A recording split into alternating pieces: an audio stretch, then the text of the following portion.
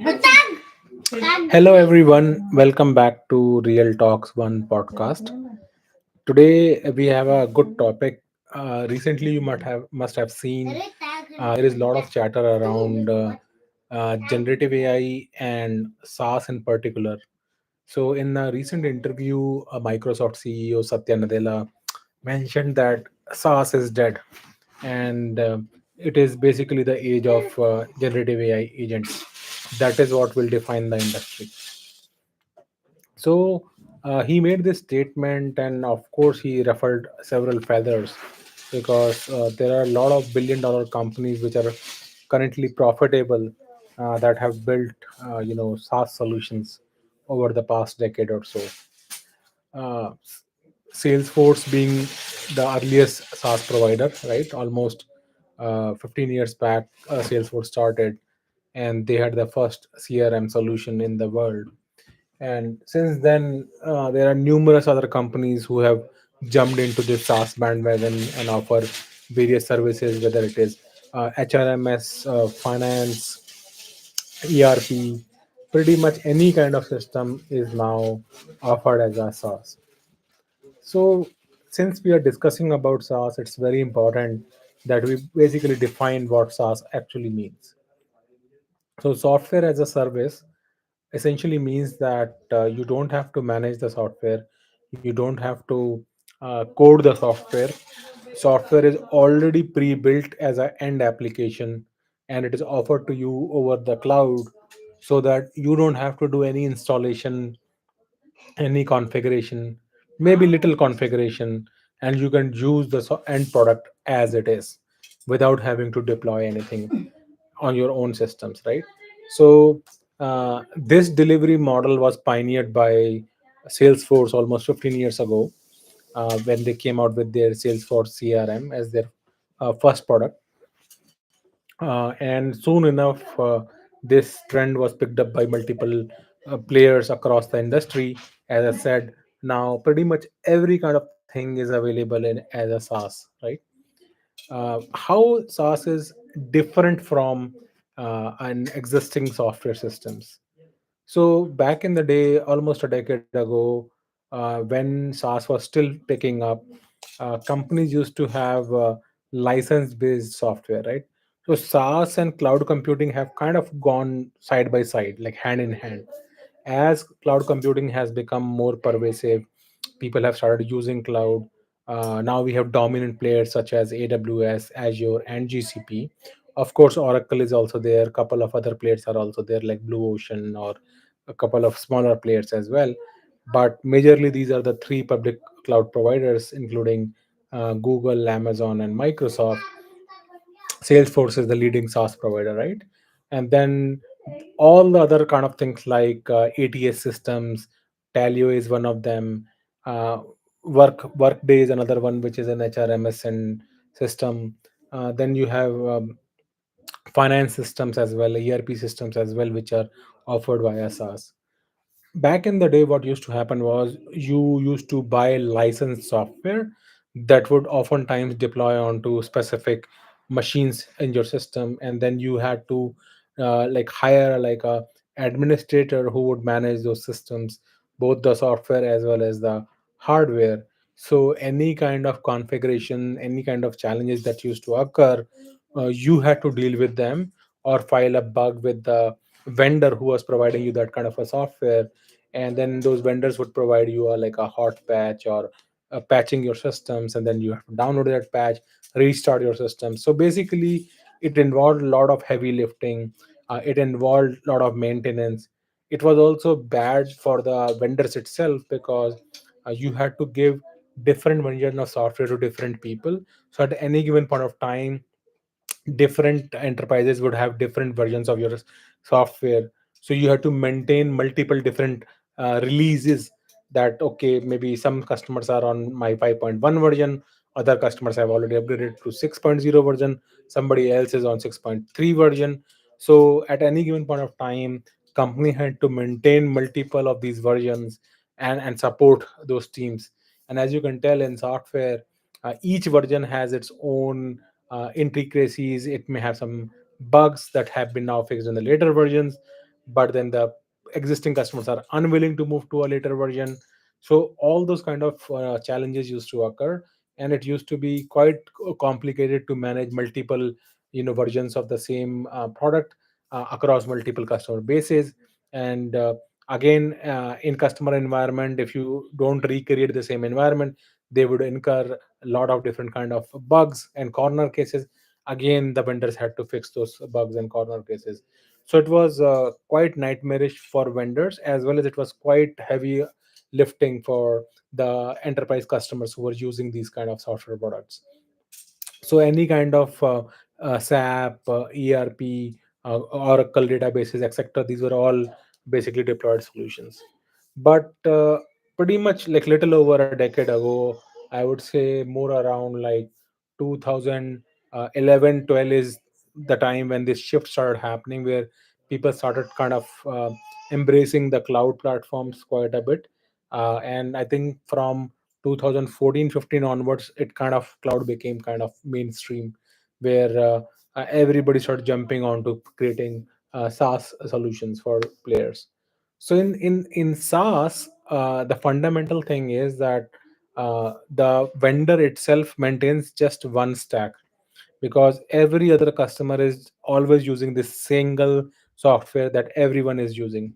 So they don't have to maintain multiple different versions of the same software. That's one. Second thing is, delivery is completely pure play online. There is no deployment that you need to do. So there is no server maintenance, there is no licensing, there is no patching, etc., that needs to be done. So in that fashion, it is a pure play digital delivery. There is no physical element involved.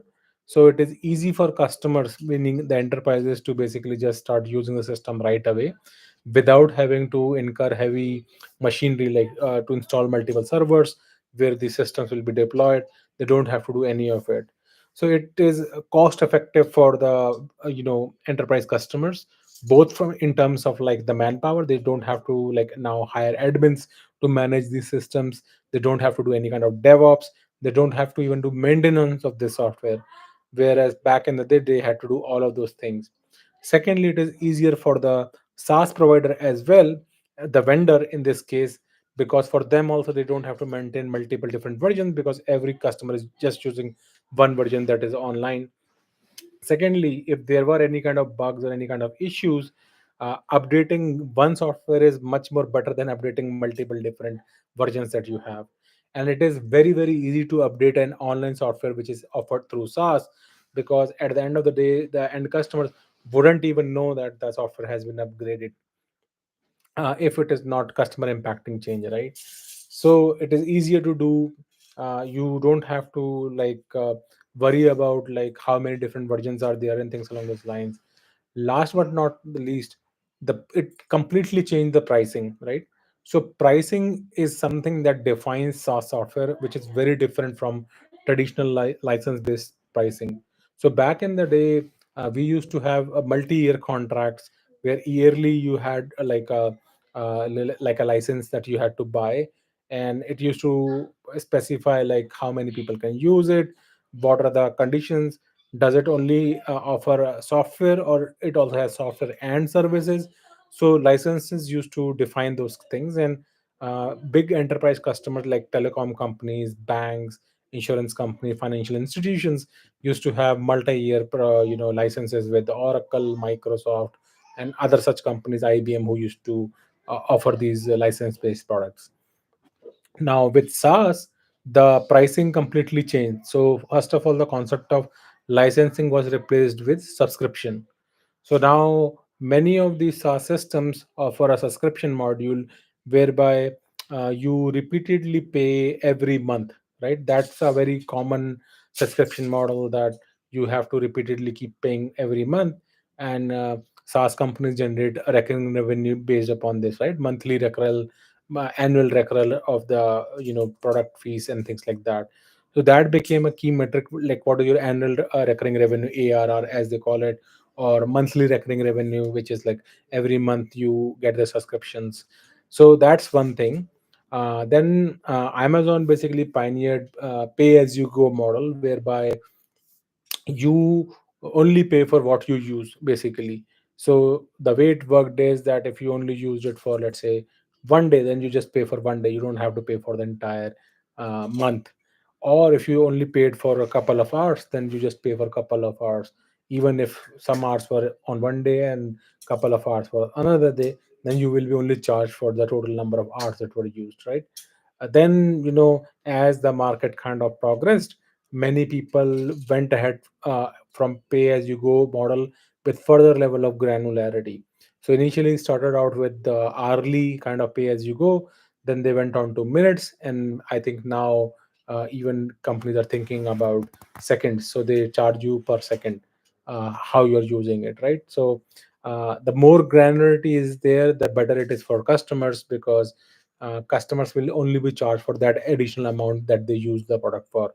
And if the granularity is much small, then even if they exceed their amount, they will have exceeded by that, just that granular amount. So for instance, if I were to give you an example, if the granularity is every hour pay as you go model, then let's say if you use a product service for 3 hours and 1 minute, you will be charged for 4 hours because you have exceeded 3 hours, right? So you are paying extra for like the entire 1 hour, even though you just used 1 minute of it. But if the same thing is charged every minute, then even if you have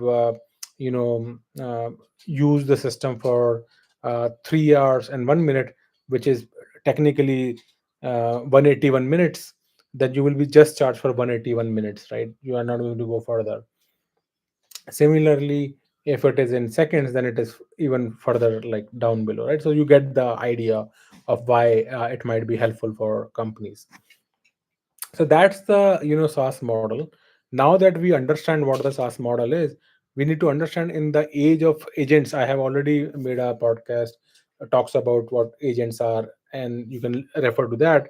But even in the age of agents, if at all, the whole software paradigm moves away from using regular software systems, and now agentic systems take place. Even then, nothing stops these agents to be offered as a SaaS. So it's not a replacement of SaaS, it is a replacement of traditional way of writing software. That's what I think Satya Nadella meant, or probably didn't convey in that direction, but this is what he meant essentially. And if at all he didn't meant this, then probably he's completely wrong. He doesn't understand basically what is being offered, or maybe it was a slip of it, and I don't believe that he doesn't understand these basic intricacies. But I think for the larger public, it is very important to know it's not death of SaaS. SaaS is a software delivery mechanism. It's not defines how you write software. Agentic systems, or agentic AI as it is being called, is nothing but a ability to build software that can also take decisions based upon the data by itself. Traditionally, the software was written wherein you define the business logic, data is provided, and it based upon that business logic, it produces the results for whatever the input data is. On the agentic systems, you provided the data or the scenario, and the system itself makes those decisions as to what needs to be done.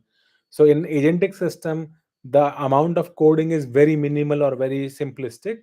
Most of the focus is on data, the input that is to be given, and any specific kind of configuration. Whereas in the traditional way of writing software, you define the business logic, you define the entire end-to-end architecture, data, and everything. So in one sense, agentic AI is simpler to write. But having said that, we have not reached a stage where all the software can be replaced by an agent, wherein an agent can basically process the input data, generate its own rules, and basically make a decision and give you the answers. People have started experimenting it for sure. There are certain areas where you are already using agents to solve for you, but that's where the industry seems to be going.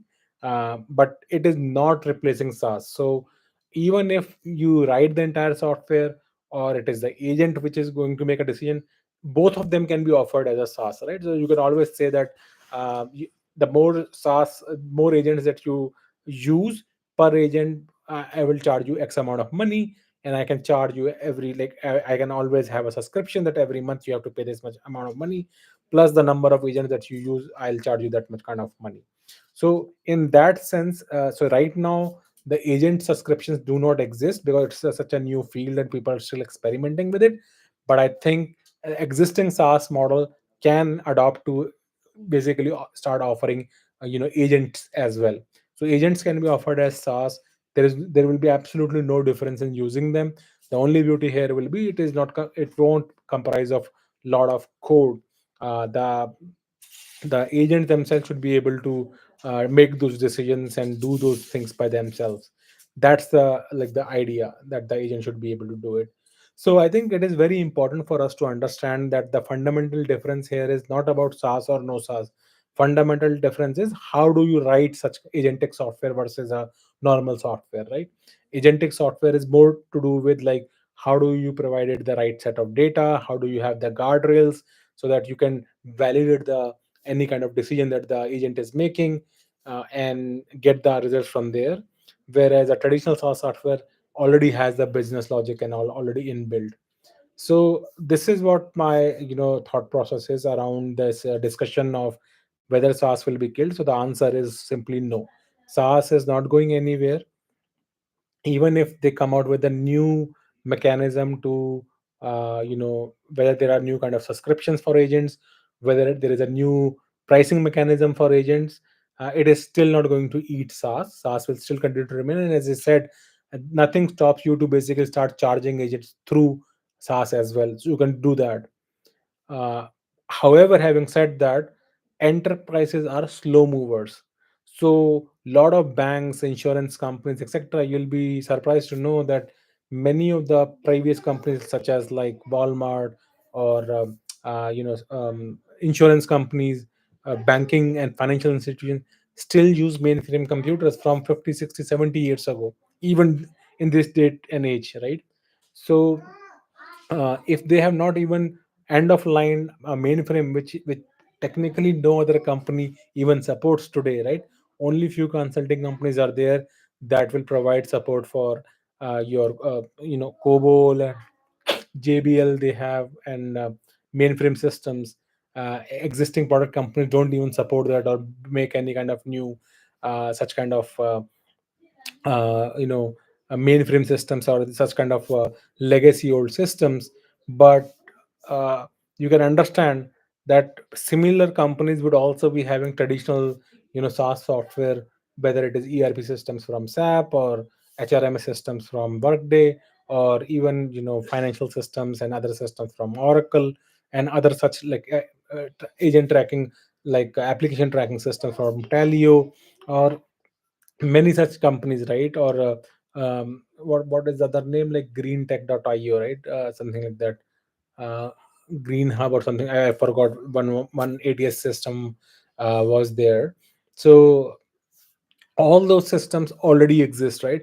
So when you even come out with a new, let's say, an agent system, that will be one additional system in existence of existing SaaS products. So I foresee a future whereby you would have new agentic systems that will have to work with hand in hand with the existing SaaS system that exists as of today.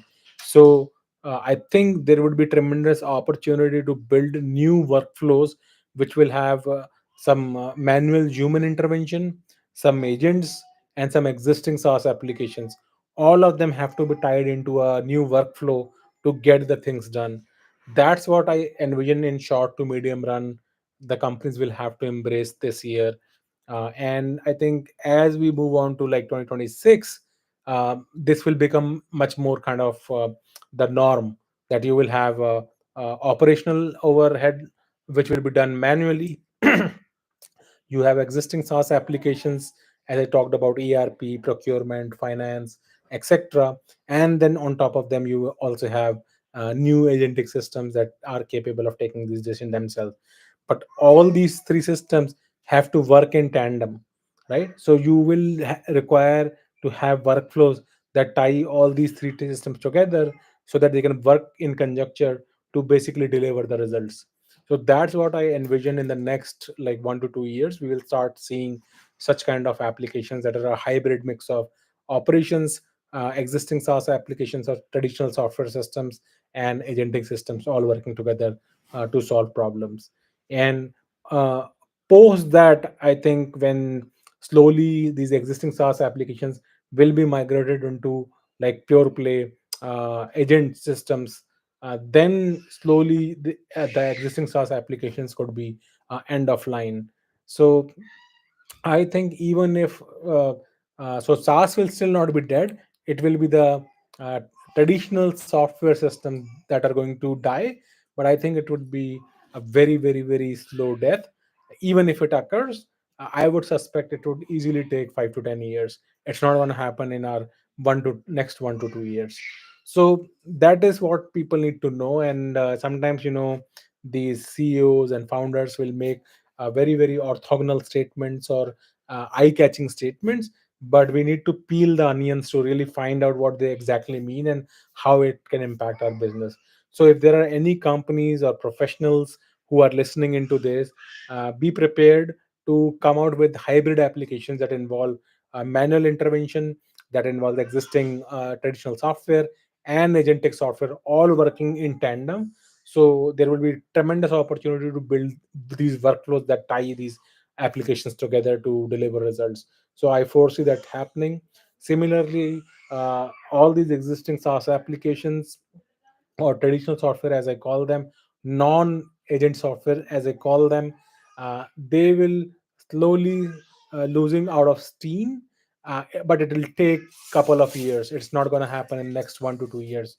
I am seeing a message from Kartik ABCD. Thumbs up. Thanks, Kartik. Thumbs up to you as well. Welcome to the channel. And then I believe that while the traditional handwritten software kind of goes out of steam, can only be possible when the agentic software starts taking up all these existing traditional software streams. So it is very important that we understand that distinction. So at a certain point of time, I think over the next like short to medium term, which will be more in the horizon of 3 to 5 years, this transition will start happening wherein your traditional handwritten software will start going down, agentic systems will start coming up, and this equilibrium will reach somewhere around like 5 years mark. That's what my projection is. And then post that, I think the agentic software systems will rise in like their depth, breadth, etc., and slowly the traditional handwritten software systems will basically go down, which is where again a lot of disruption would happen for software engineers, product managers, and other people who were employed earlier to write these traditional written software systems, because by principle the agentic software systems should be very easy to build and it should be self built. You can only prompt them to build that system automatically, right? And that coincides with the layoffs and how the previous podcast that I made about AI will eat the lunch and robotics may eat your dinner. Are we only going to remain just with the breakfast? So even this will basically coincide with the same timelines. So anyone who is interested in this field, who works in software or in the artificial intelligence field, should consider these things and the timelines very importantly, so that they can build their careers, they can focus on what pivots, if at all any, that they have to make as they move forward with their career. With that said, this was the topic of my discussion today. I'll be very happy to answer any questions if you, any one of you, have any burning questions with respect to this topic or any other topic, as you usually do. More than happy to answer those. If you like this topic, please do like, share, and subscribe. And do write to us. Let us know if there are any other questions that we can help answer. Uh, Take it easy. Enjoy your days.